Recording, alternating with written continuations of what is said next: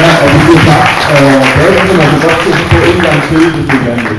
Nu er det Lene Brock og Jørgen Grøn, der så skal afslutte her. Kære landsmøde, hvor det er dejligt at se jer igen i år. Jeg vil sige, at det her er et år faktisk, hvor vi kan glædes over rigtig mange ting. Søren har nævnt det arabiske forår. Det er jo helt klart et enormt fremskridt for verden, at befolkninger bevæger sig i retning af demokrati i de arabiske lande. Men herhjemme på den danske banehalvdel, der er der også sket flere ting, som vi bør glæde os over.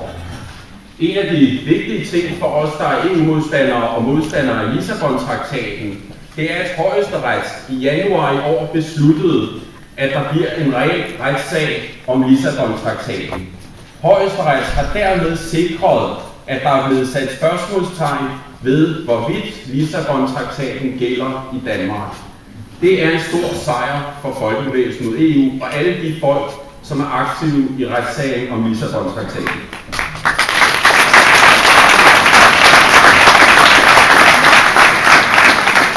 Men vi oplever også en voksende EU-modstand og en voksende EU-kritik, en tværpolitisk voksende EU-modstand i alle dele af det politiske spektrum.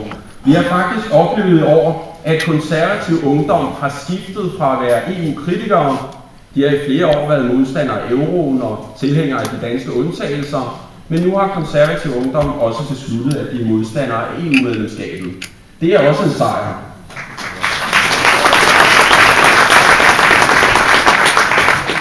Og vi har desuden oplevet, at Venstre Ungdom, som gennem mange årtier har været varme tilhængere af EU. Jeg har oplevet mange debatter med VU'ere, hvor de har siddet der med sine EU-sokker og smilt og været glade for unionen og ikke kunne se særlig mange fejl. Men VU har også besluttet, at de nu er modstandere af euroen. Det er også en stor sejr for folkebevægelsen.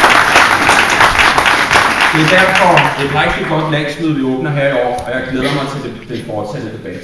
Tak.